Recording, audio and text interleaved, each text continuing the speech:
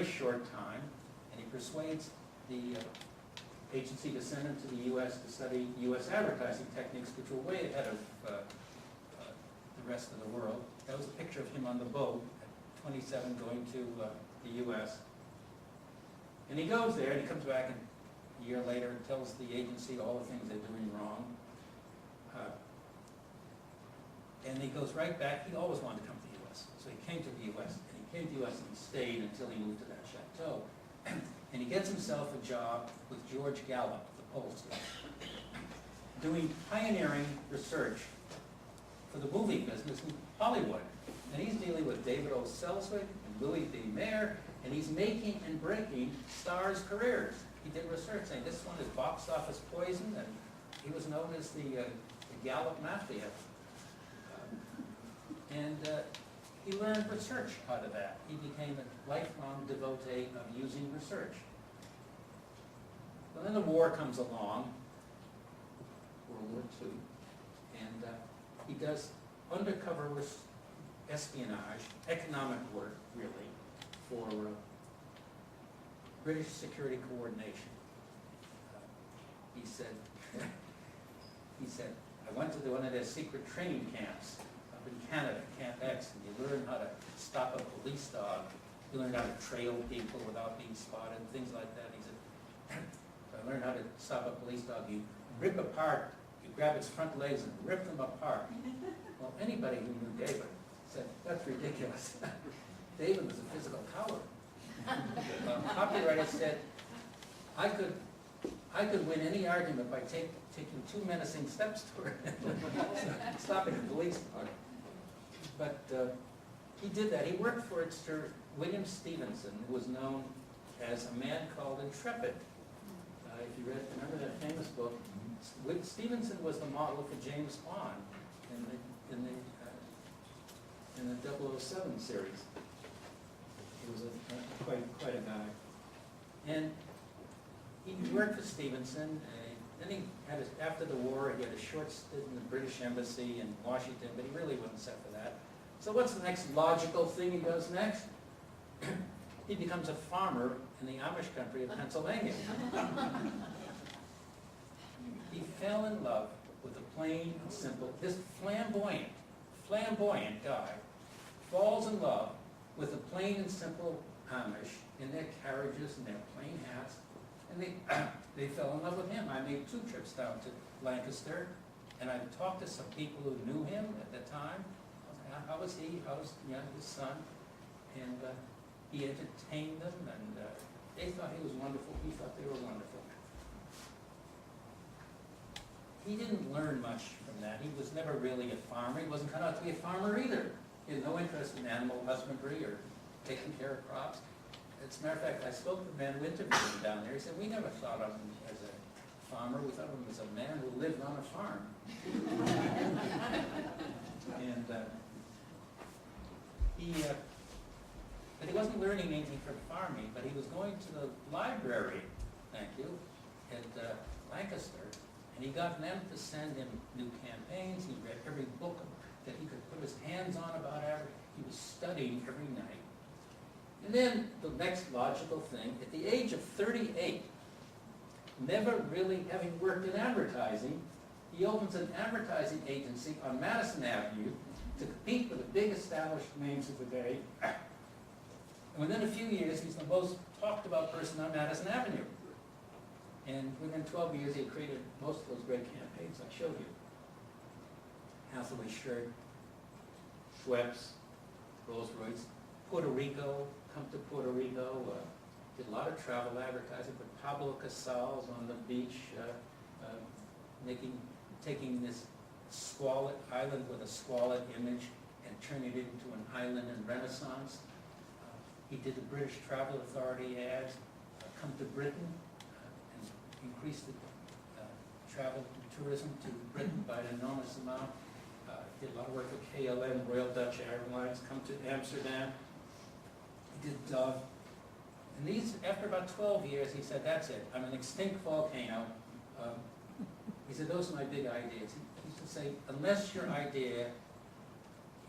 campaign is based on a big idea, It will pass like a ship in the night. Those were his big ideas. There are many people, a few people, who think the best ad he ever wrote was none of those. It was an ad called How to Run an Advertising Agency. It ran one time in the Wall Street Journal. 10 years later, we were still getting requests for reprints for that ad. But it talked about, not an advertising agency, it talked about how do you run any kind of institution, how do you lead. He works in many businesses. David, at his heart, was an instinctive leader. Look, if all he had done is create a half a dozen great campaigns and be a real character, there are a lot of people in the business like that. We wouldn't be here now, and I wouldn't have written this book. He was a leader, and he built an institution, and he institutionalized what he had learned. But the way he taught was not like other business textbooks. Again, he did it with drama. So one of the most famous things within our agency were the Russian dolls. The directors came to a meeting one day, and in front of them are these Russian nesting dolls. They were Marioska dolls, and inside the biggest doll was a smaller one and a smaller one, and inside, around the smallest one, he put a piece of paper that said, if we hire people who are smaller than we are, we'll become a company of dwarfs. If we hire people who are bigger than we are, we'll become a company of giants. Hire people who are better than you are and pay them more if necessary. That's how we'll build a great institution. Well, if you'd written a memo that said we should hire better people, everybody would say, yeah, we should do that. Let's go out and hire some better people. And they'd forget it 5 minutes later. Nobody forgot the Russian dolls. He illustrated and dramatized his points, and that was a very much a secret. He go around saying things like this: search your parks in all your cities, you won't find statues of any committees. You can use that, right? But, go in your office and write. He also built a culture, a corporate culture, long before the word culture was invented. He was an absolute meritocracy. He was a snob, personally, but he built a meritocracy. No prejudice of any kind for any reason. Very open. Women, minorities, all of them. And no nepots or spouses. Don't hire relatives. He was married 3 times. The first time was to Melinda Street, Russell Reeves' sister-in-law, one of the first families of Virginia. They were married for about 18 years. She was the mother of his only child, David Fairfield Ogilvy. Anybody here from Greenwich? Anybody know Greenwich, Connecticut at all? I met him the other day Yeah. at a doctor's office. Yeah, young Dave. The father is David Mackenzie Ogilvy, and the son is David Fairfield Ogilvy, and he runs one of the most respected, successful real estate agencies in Greenwich, Connecticut. He's a lovely guy, very successful. The father used to, when he lived in France, David the father would come and stay with his son in Greenwich. And one day he went to the local hardware store and took out his American Express card. And the merchant looks at us, oh, David Ogilvy, are you the David Ogilvy, the famous real estate man? Well, 18 years, one weekend the Ogilvys go off to a house party, and David goes home with another man's wife. So that marriage didn't last much after that. He married Ann Cabot, Cabot's, Boston Cabot's, and he was very proud of that. He's marrying a Cabot. Well, yes and no. He married Anne Flint, who had married Tom Cabot. So that was part of the same thing. And he promised her he was going to fly around the world, and they were going to travel and do all these interesting things. No, he brought home 2 briefcases every night, worked like hell, and that marriage didn't last, so he broke up. And then he married a 3rd time to a lady who I describe as from the chateau down the road in France. Herta Ogilvy, Herta Lanz Ogilvy, from Dutch, English, and Mexican. She was born in Mexico, of Dutch and English heritage. And Herta was the only one who figured him out. She just wouldn't take any baloney from him. He would get up from the table. She came with 3 children to the marriage. And she'd say, you cannot let our children understand that's proper behavior. Just sit down. And he got to where he liked it. And she's still there. She's a wonderful lady.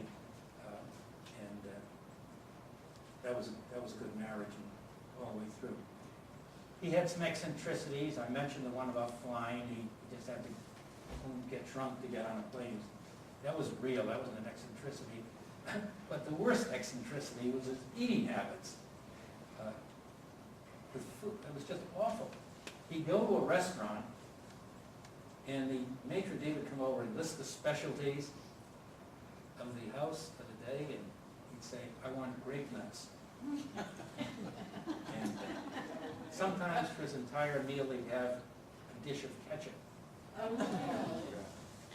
I could have written a whole chapter on the food eccentricities. I listed about a half a dozen there. It was just awful. I once took one of our clients to a fancy restaurant. The food didn't come right away, and he took his knife and fork. It's fancy Fred's restaurant. Beats me. I want my food. It was awful. So Herta figured that out. She would pre-order everything on the table when he got there, and then just tried to get rid of that. He was a gardener. Really knew his gardening. Here's a story my wife would let me put in the book, so I'll let you know. So he goes to, he knew the Latin names, and mutual friend, I was in England, in Savile Gardens, in Windsor Great Park, and our mutual friend, Stanley, takes me over to Savile Gardens, and he said, see that plant? I took David here. He said, well, David said, you see that plant there? That's called Fremontodendron californicum. It's named for Fremont, the governor of California. I slept with his daughter.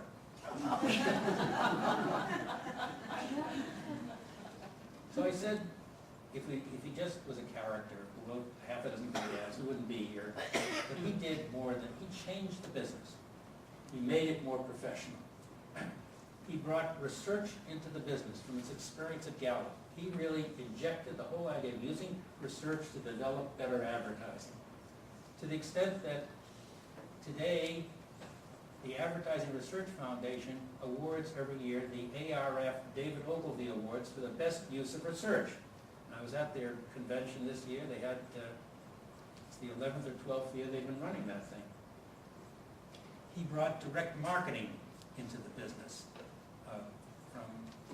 because it's very accountable, direct mail, direct marketing. He started very early on, and he proselytized for direct mail and direct marketing because he was measurable and accountable. Remember the salesman in him. And I really believe the direct mail, direct marketing is the spiritual parent of the internet. It's measurable and it's accountable. He is the only general advertising man in the Direct Marketing Hall of Fame. He was the apostle of brand image. Brand image is all around us today, but in 1955 it wasn't, when he gave a speech that said, every advertisement contributes to the personality of the brand. And he went around talking about brands